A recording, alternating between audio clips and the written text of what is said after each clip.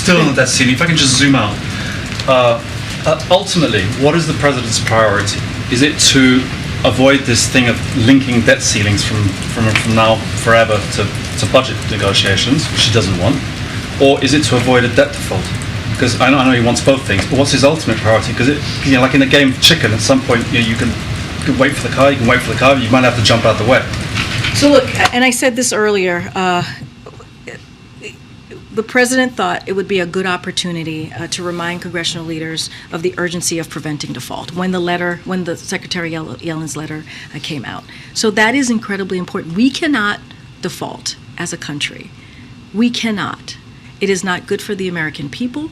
It will hurt taxpayers. It will hurt veterans. It will hurt seniors. We're talking about 6 million jobs here.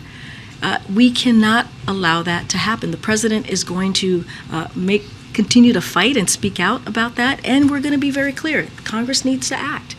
Congress needs to act. So that, of course, is going to be a priority of that conversation. It is going to be important for the president to make clear to Speaker McCarthy and also to MAGA Republicans, as we have been for the past several months. We've been very clear. The president said yesterday, we are not a deadbeat nation. And what's different here? What is different here? They were able to do it with Democrats and Republicans were able to do it in the last administration. So what's different here? To get the playing chicken analogy, you might not have a choice to think about this too much at some point. If the proverbial car is about a couple of inches away, he's got to dive out the way. Does that mean he accepts what they say and avoids default if it comes down to that? The question is for Congress. It really is. What has changed?